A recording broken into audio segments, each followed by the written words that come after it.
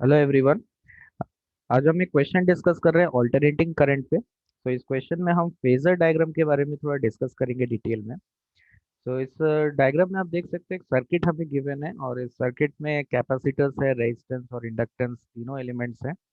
और कुछ पॉइंट्स आपको इस सर्किट में मार्क करके दिया हुआ है A B C D and F.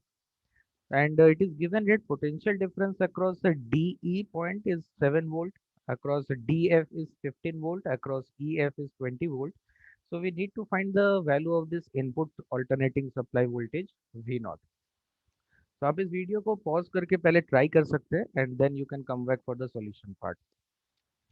Okay, so question में इसको सॉल्यूशन डिस्कस करने से पहले कुछ बेसिक कंसेप्ट्स यहाँ पर हम एक बार रिवाइज करते हैं। सपोज कि हमारे पास एक प्योर रेजिस्टर है एंड द वोल्टेज या potential difference across the resistor is V R. now यहाँ पर मैं डीसी सोर्सेज का बात नहीं कर रहा हूँ, तो जो भी वोल्टेजेस यहाँ पे आपको दिख रहा है ये सब सब ऑल्टरनेटिंग वोल्टेजेस है। so if the voltage across the resistor is VR and the current through the resistor is IR, then if we represent VR and IR as phasors, तब हम बोल सकते हैं कि the angle between the V R vector and I R vector that will be zero. In other terms, the VR vector and IR vector, these phasors are in same phase. There is no phase difference between the current through the resistor and the voltage across the resistor. Similarly, अगर हमारे पास एक pure inductor है और the voltage across the inductor is suppose IL, sorry VL, and the current through the inductor is IL, then the current through the inductor lags the voltage across the inductor by 90 degree. तो अगर आप यहाँ right की तरफ VL represent कर रहे हो, phasor VL represent कर रहे हो, तो करंट थ्रू द इंडक्टर इससे 90 डिग्री पीछे रहेगा। It will lag the current, it will lag the voltage across the inductor by 90 degree. और वोल्टेज अक्रॉस द इंडक्टर हम कैसे लिख सकते हैं? That is current through the inductor multiplied by the inductive reactance. Now, in this inductive reactance is given as omega into L, where omega is the angular frequency of the source, जो alternating source आपने connect किया है उसका angular frequency है। Similarly, अगर हमारे पास एक capacitance है C and the potential difference across the capacitor is VC and the current through the capacitor is IC, then in terms of phase angles between the voltage and current, we say that the current through the capacitor always leads the voltage across the capacitor by 90 degree. Current हमेशा 90 degree आगे होगा voltage across the capacitor से। so if current is IC and the voltage is VC, then VC is given as IC current through the capacitor multiplied by capacitive reactance. so this capacitive reactance is given as 1 by omega C। ठीक है, तो ये कुछ basic चीजें हैं। लेकिन अगर मान लीजिए कुछ कॉम्बिनेशंस हम लोग अगर देखें, let us say that we have a resistor in series with an inductor, और इस कॉम्बिनेशन को आप एक ऑल्टरनेटिंग सप्लाई के अक्रॉस लगा दीजिए। सो this is resistance and this is an inductance. So supply voltage है, मान लेते हैं वी नॉट। तो वो मान लेते हैं वोल्टेज अक्रॉस द रेजिस्टर हमारे पास आ गया वी आर और वोल्टेज अक्रॉस इंडक्टर आ गया वी एल। सो पहला चीज तो ये ध्यान रखना है कि आप V R plus V L का वैल्यू वी नॉट के इक्वल नहीं होता है, क्योंकि यहाँ पे सर्टन एंगल्स इन्वॉल्व है वोल्टेजेस के अक्रॉस। तो ऐसे डायरेक्ट एडिशन नहीं होता है। इनफैक्ट ये एक तरह का वेक्टर एडिशन है। So V R vector plus V L vector आप लिख सकते हैं कि वो वी नॉट वेक्टर के इक्वल आएगा। This is like a vector addition. ठीक है, अब यहाँ पर अगर मैंने सीरीज में कनेक्ट किया इस रेजिस्टेंस और इंडक्टेंस को, तो हम बोल सकते हैं कि जो करंट होगा इस सर्किट में वो करंट दोनों में सेम होगा, है ना। रेजिस्टेंस के थ्रू जितना करंट जा रहा है इंडक्टेंस के अक्रॉस भी सेम करंट जा रहा है।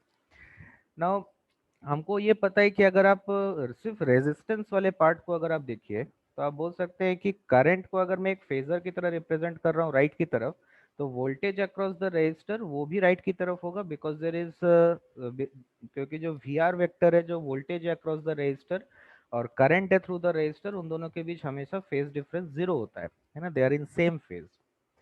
सिमिलरली अगर आप इंडक्टर के लिए देखेंगे, तो इंडक्टर में हम बोल सकते हैं कि if I represent current as, मान लेते हैं राइट की तरफ में अगर करंट थ्रू द इंडक्टर को रिप्रेजेंट कर रहा हूँ, तो जो वोल्टेज अक्रॉस द इंडक्टर होगा वो लीड करेगा करंट को 90 डिग्री से, है ना। आप इस डायग्राम को यहाँ पर देखिए, जो करंट थ्रू द इंडक्टर है उससे 90 डिग्री आगे है voltage across the inductor. So voltage across the inductor अगर मैं यहाँ पे बनाना चाहूंगा तो वो ऊपर की तरफ यहाँ पे बन जाएगा VL। ठीक। अगर इन दोनों फेजर्स को मैं कंबाइन करूं यहाँ पर, तो किस तरह से बनेगा? लेट अस से कि आप करंट वाला फेजर को मैं यहाँ पे रेफरेंस ले ले रहा हूँ। ठीक है, आप यूजुअली उस पैरामीटर को यहाँ पे रेफरेंस ले सकते हैं जो आपको कॉमन दिख रहा है इस ब्रांच में। तो यहाँ पे करंट इन दोनों एलिमेंट्स के थ्रू सेम है, तो मैंने करंट को यहाँ पे रेफरेंस ले लिया। नेक्स्ट स्टेप, ये वी आर वेक्टर बनाएंगे, तो वी आर यहाँ पे किधर बनेगा, इन द डायरेक्शन ऑफ करंट बन जाएगा वी आर। और अगर मैं वी एल बनाऊंगा तो वी एल यहाँ पे हमारे पास बन जाएगा अपवर्ड डायरेक्शन 90 डिग्री आगे बनेगा वी आर से, तो करंट से। तो वी एल वेक्टर और वी आर वेक्टर, इन दोनों का रिजल्टेंट हमको मिलेगा net supply voltage V not. So this will be the net supply voltage V not. तो आप देख सकते हैं कि V नॉट का जो वैल्यू है वो एक्चुअली में under root of V L square plus V R square के इक्वल है। वो V L plus V naught नहीं है simply because there is a certain angle involve between V R vector and V L vector. देखिए इस diagram को आप अगर थोड़ा और दूसरे पॉइंट ऑफ व्यू से देखें तो आप इस डायग्राम को ऐसे भी रिप्रेजेंट कर सकते हैं। If I represent let us say this point as A, this point as B, and this point over here as C। ठीक है, तो यहाँ पर हम बोल सकते हैं ये पॉइंट हमारे पास हो गया A and this point is C because A C points के अक्रॉस जो टोटल पोटेंशियल है वो V नॉट के इक्वल है। So this point is A और यहाँ पर हो गया हमारे पास C। ठीक है, इस पॉइंट को आप बोल सकते हो दिस पॉइंट इज B, क्योंकि A और B के अक्रॉस जो पोटेंशियल डिफरेंस है वो VR है। सो इस पॉइंट को मैं यहाँ पर B बोल सकता हूँ। सो ए बी वेक्टर हो गया हमारे पास जो रिप्रेजेंट करेगा V R, and V C vector you can see that this B C vector will represent the value of V L. तो इस तरीके से भी मैं रिप्रेजेंट कर सकता हूँ इसको। तो मैं इसको एक बार फिर से रिड्रॉ कर रहा हूँ। एक इंपॉर्टेंट पॉइंट यहाँ पर हम देख सकते हैं। लेट अस से नाउ कि मैं इसको थोड़ा सा रोटेट करके देखता हूँ। This point is A and this point is C. तो ये वेक्टर है हमारे पास वी नॉट वेक्टर। ठीक है, सो ए से यहाँ पर बी पॉइंट यहाँ नीचे है कहीं पे, और फिर बी से परपेंडिकुलर हम ड्रॉप कर रहे हैं पॉइंट सी के लिए। So this point is B and this is A B vector, this is B C vector. A B vector is representing V R and B C vector is representing V L, और ये angle यहाँ पर 90 degree है। तो basic mathematics से मैं ये बोल सकता हूँ कि this point B is actually lying on a circle. ये पॉइंट बी एक सर्कल पे लाई कर रहा होगा जिस सर्कल का डायमीटर होगा ए सी। ठीक है, क्योंकि जो डायमीटर होता है सर्कल का वो अपने सरकमफरेंस पे किसी पॉइंट पे 90 डिग्री एंगल सबटेंड करता है। So this point B is lying on a circle जिसका डायमीटर है ए सी। तो ये पॉइंट को हम लोग यूज करेंगे इस क्वेश्चन में। तो आप अब हम नेक्स्ट इस क्वेश्चन में मूव करते हैं। तो इस पॉइंट्स को हम अप्लाई करने का कोशिश करेंगे यहाँ पर। तो देखो यहाँ पर इस सर्किट में आपको वेरियस एलिमेंट्स दिख रहा है। तो तीन ब्रांचेस है हमारे पास बेसिकली। तो मैं अगर ये एज्यूम कर लेता हूँ लेटर से कि किस कैपेसिटर और R2 वाले ब्रांच में यहाँ पर I2 करंट गया, और यहाँ पर मैं मान लेता हूँ I नॉट करंट आया, और लेटर से यहाँ पर I1 करंट आया। ठीक है, तो ए और बी पॉइंट्स को हम एनालाइज करने का कोशिश कर रहे हैं। तो आप अभी देख रहे थे लास्ट पेज में हमने देखा था कि एक 90 डिग्री का एंगल इन्वॉल्व है और कुछ पॉइंट है हमारे पास जो सर्कल में मूव कर रहा है। और ए और सी पॉइंट क्या था, वो सप्लाई वोल्टेज का वैल्यू रिप्रेजेंट कर रहा था। तो यहाँ पर भी मैं ए और बी पॉइंट्स के अक्रॉस जो वोल्टेज है वो मेरे को दिख रहा है कि सप्लाई वोल्टेज के इक्वल है। तो मैं इस सर्कल का एक डायमीटर ड्रॉ करता हूँ यहाँ पे, और मैं इस डायमीटर के पॉइंट्स को ए और सी बोल देता हूँ। So this vector represents V naught. So this is the diameter of this circle. अब बाकी पैरामीटर्स को यहाँ रिप्रेजेंट करने का कोशिश करते हैं। अगर आप सिर्फ ऊपर वाले इस ब्रांच के बारे में सोचो तो इस ब्रांच में आप यहाँ पे क्या लिख सकते हो, आप देख सकते हो कि एक कैपेसिटर है हमारे पास और एक रेजिस्टर है R2। ठीक है, कैपेसिटर है और एक रेजिस्टर है R2। दिस पॉइंट इज ए, यहाँ पर ये पॉइंट आपको D दिया हुआ है, और ये पॉइंट है हमारे पास B। तो अगर इस सर्किट में यहाँ पे करंट है हमारे पास I2, मान लेते हैं इस ब्रांच में I2 करंट जा रहा है, और टोटल पोटेंशियल डिफरेंस आपको दिख रहा है कि ए और बी के अक्रॉस जो टोटल पोटेंशियल डिफरेंस है वो वी नॉट के इक्वल है। तो आप देखिए इसका फेजर कैसे बनाइएगा। मान लेते हैं हम I2 को यहाँ पर अगर हम रेफरेंस ले लेते हैं, क्योंकि I2 दोनों में सेम है तो मैं I2 को रेफरेंस ले लेता हूँ। So the voltage across the capacitor, मेरे को पता है कि कैपेसिटर में जो करंट जाता है वो उसके अक्रॉस के जो वोल्टेज है उसको 90 डिग्री से लीड करता है। मतलब वोल्टेज यहाँ नीचे बनेगा because current through the capacitor leads the voltage across capacitor by 90 degree. तो ये पॉइंट को अगर मैं ए बोल रहा हूँ तो ये पॉइंट डेफिनेटली यहाँ पर सी रिप्रेजेंट करेगा। Sorry, this point will represent D, ठीक है, ये पॉइंट डी रिप्रेजेंट करेगा यहाँ पर। तो ये हो गया एडी, हो गया हमारे पास वीसी वेक्टर, है ना। ये एडी वेक्टर का लेंथ रिप्रेजेंट करेगा वोल्टेज अक्रॉस द कैपेसिटर। मान लेते हैं कि R2 के अक्रॉस अगर potential difference V R two है, तो हमको पता है कि the phase angle between voltage across the resistance and current through the resistance that is zero. तो जिस डायरेक्शन में I2 करंट है, उसी डायरेक्शन में हमारे पास VR2 होना चाहिए। So this will be the direction of VR2 and this point will be point B. तो अगर ए और बी पॉइंट्स को आप ज्वाइन कर देते हैं, तो ये vector A B vector represent कर रहा है हमारे पास। This vector will represent the supply voltage V naught. तो अब इस डायग्राम को यहाँ पे इनकॉर्पोरेट करने का कोशिश करते हैं। तो sorry, this point over here is B. तो देखिए, इस पॉइंट को, इस डायग्राम को हम यहाँ पे कैसे यूज कर सकते हैं। आप देख सकते हैं सप्लाई वोल्टेज से सर्टेन एंगल पीछे है यहाँ पर ए डी वेक्टर। तो मैं यहाँ पर अगर रिप्रेजेंट करता हूँ, late us say this point is point D. ठीक है, इस पॉइंट को हम डी बोल देते हैं। तो ये वेक्टर हमारे पास हो जाएगा, ये वेक्टर रिप्रेजेंट कर रहा है, दिस इज ए डी। और डी और बी के बीच में, ये डी से अगर मैं इस पॉइंट बी को ज्वाइन कर देता हूँ, तो ये एक वेक्टर हो गया हमारे पास डी बी वेक्टर। तो ये एंगल यहाँ पे 90 डिग्री हम देख रहे हैं, पॉइंट डी पर जो एंगल है वो 90 डिग्री है। सो डेफिनेटली ए बी इसका, या पॉइंट डी हम बोल सकते हैं एक सर्कल पे मूव कर रहा होगा with diameter as A B. तो ये हमारे पास एक फेजर डायग्राम बना फॉर दिस सर्किट, जो ऊपर वाला पार्ट आपको दिख रहा है। नेक्स्ट आप ये बीच वाले पॉइंट को देख सकते हो, इस सर्किट को देख सकते हो जिसमें आई नॉट करंट जा रहा है। तो इस आई नॉट के करस्पॉन्डिंगली मैं क्या बोल सकता हूँ, अगर आप इस सर्किट को अगेन थोड़ा रीड्रॉ करो, यहाँ पे थोड़ा डिटेल में देखो। सो एक रेजिस्टेंस है आर नॉट, एक इंडक्टेंस है हमारे पास। So we have R naught resistance and inductance L1, and the supply voltage across them is V naught. This point is A and this point is B, और यहाँ पर एक point है हमारे पास E। तो जो करंट जा रहा है इन दोनों में वो अगेन सेम है। तो मैं रेफरेंस यहाँ पर अज्यूम कर सकता हूँ, मैं करंट को रेफरेंस ले सकता हूँ, late us say this is I naught. ठीक है, and let us start this point with point A. So voltage जो होगा अक्रॉस द रेजिस्टर, ठीक है, जो वोल्टेज अक्रॉस द रेजिस्टर होगा that is in the same phase with the current through the resistor. So definitely यहाँ पर इसी direction में आना चाहिए हमारे पास voltage across the resistance R naught, and this point will be E. और इंडक्टर्स के अक्रॉस जो हमारे पास पोटेंशियल डिफरेंस होगा अक्रॉस दिस इंडक्टेंस L1। तो इंडक्टेंस के अक्रॉस हमने देखा था कि करंट लैग करता है वोल्टेज को 90 डिग्री से। तो जो वी एल वन वेक्टर होगा वो डेफिनेटली ऊपर की तरफ बनेगा, तभी current through the inductor lag करेगा इस वोल्टेज को। सो this is V L one and this point will represent, this is V L one vector. तो इसको मैं यहाँ पर ड्रॉ कर सकता हूँ, मैं इस वेक्टर को पॉइंट ई से स्टार्ट करके यहाँ पे ड्रॉ कर सकता हूँ।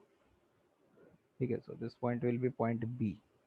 तो इस वेक्टर को यहाँ पे ड्रॉ नहीं करके आप ई बी वेक्टर यहाँ पे ड्रॉ कर सकते हैं perpendicular to I nought current, this will represent V L one. और ए ई वेक्टर और ई बी वेक्टर का जो रिजल्टेंट हो गया, this resultant will represent the net supply voltage V naught vector.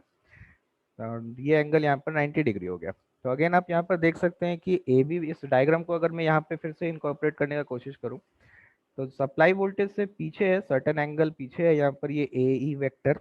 तो यहाँ पर इस वेक्टर को ड्रॉ करते हैं। तो मान लेते हैं ये हो गया ई पॉइंट यहाँ पर, और ई से आप बी पॉइंट को यहाँ पर अगेन ज्वाइन कर सकते हैं। सो दिस इज पॉइंट ई। तो ये हो जाएगा ए ई वेक्टर, ये हो जाएगा E B vector, and this angle is 90 degree. ठीक है, नेक्स्ट यहाँ पे लास्ट इस नीचे वाले सर्किट को अगर आप देखेंगे, तो इस सर्किट को आप देखिए यहाँ पर क्या हो रहा है, हमारे पास पॉइंट ए के साथ पहले एक इंडक्टर है यहाँ पर, और फिर यहाँ पर एक रेजिस्टर है। This final point is B, this point is F, और एक सप्लाई वोल्टेज है इसके अक्रॉस हमारे पास विच इज वी नॉट। एक वी नॉट का ऑल्टरनेटिंग सप्लाई वोल्टेज है। तो मान लेते हैं यहाँ पे जो करंट जा रहा है वो I1 के इक्वल है। तो करंट अगेन सेम है यहाँ पर, तो मैं करंट को रेफरेंस ले लेता हूँ I1। तो यहाँ पर आप देख सकते हैं कि जो वोल्टेज होगा across this inductor, so this voltage will definitely lead this current I1 by 90 degree. So this point is A, हम बोल सकते हैं कि वोल्टेज इसमें लीड करेगा। So this point will represent point F, and this is V L, voltage across this inductor. फिर F से B की तरफ आप जाएंगे तो एक रेजिस्टर है, तो रेजिस्टर के अक्रॉस जो पोटेंशियल डिफरेंस होता है वो it is in the same phase with the current, तो यहाँ पर हम बोल सकते हैं एफ पॉइंट से आप एक वेक्टर ड्रॉ कर सकते हो in the direction of the current I1।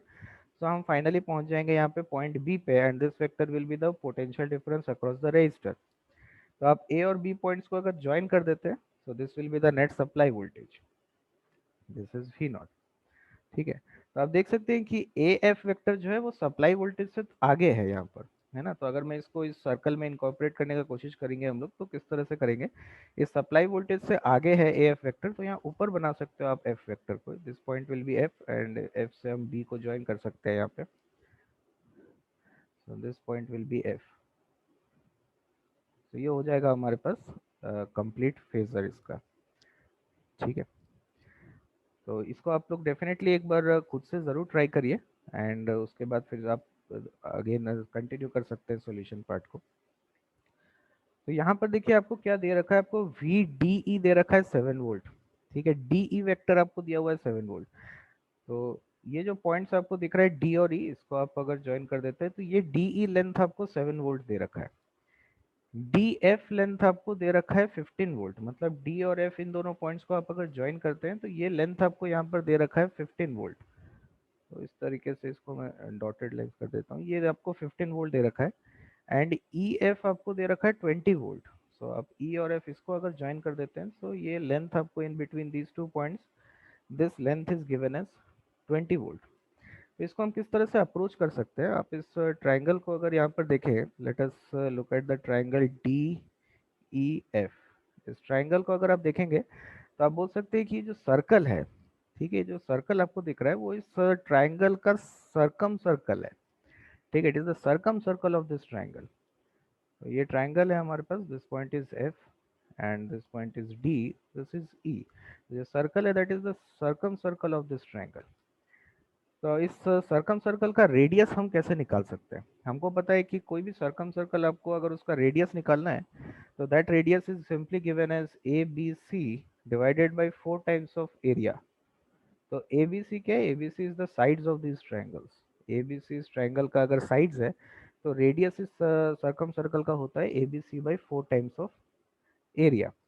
अब मैं एरिया कैसे निकाल सकता हूँ, यहाँ पे area is simply under root of, है ना, हेरॉन्स फॉर्मूला हम लोग यूज कर सकते हैं, that is S times of S minus A, S minus B into S minus C, जहाँ पर एस है A plus B plus C by 2। तो आप इस डायग्राम में यहाँ पर इस क्वेश्चन में आप देखिए आपको डेटा यहाँ पर दे रखा है, 7 वोल्ट है डी ई का वैल्यू, तो सी का वैल्यू आपको इस क्वेश्चन में 7 दे रखा है, और डी एफ आपको 15 वोल्ट बोल दिया है, सो ए का वैल्यू आपको 15 दे रखा है, और बी का वैल्यू आपको 20 दे रखा है। ठीक है, तो इसका यूज करते हैं हम लोग यहाँ पर।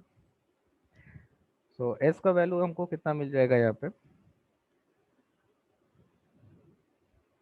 This will B 7 plus 15 plus 20 divided by 2। तो इसको अगर आप सॉल्व करेंगे, तो ये आ जाएगा हमारे पास, आई थिंक 21 हो गया ये, दिस विल बी 21। तो अगर एस का वैल्यू हमको मिल गया, तो एरिया हो जाएगा under root of S is 21 into S minus A, मतलब 21 minus 15। so 21 minus 15 is this is 6, 21 minus 15 is 6। फिर s minus b मतलब 21 minus 20 that is 1, and 21 minus 7 that is 14। ठीक है, तो ये वैल्यू हमको यहाँ से मिल जाएगा। तो आप इसका वैल्यू कैलकुलेट कर सकते हैं, दिस विल बी 42। तो आप ये एरिया निकालेंगे तो ये आ जाएगा 42। अगर ये एरिया 42 आ गया हमारे पास, तो जो रेडियस हो जाएगा इस सरकम सर्कल का, रेडियस हो जाएगा A B into C. So A is 15, B is 20, C is 7, divided by 4 times of area which is 42। ठीक है, तो इसको अगर हम कैलकुलेट करेंगे, so this will be 12.5। So this will be 12.5। ठीक है, तो इस सर्कल का हमको रेडियस मिल गया 12.5। तो हमको यहाँ पे ये सप्लाई वोल्टेज वी नॉट का वैल्यू चाहिए था। तो आप देख सकते हैं कि ए बी हमको पूछ रहा है, so V nought is basically 2 times the radius. V nought का जो वैल्यू है वो 2 टाइम्स द रेडियस है। So this will be 25 volts. So this will be the answer for this question. तो स्लाइटली बेसिक मैथमेटिक्स भी involve है और उसके साथ साथ फेजर्स का बहुत अच्छा यूज है इस क्वेश्चन में.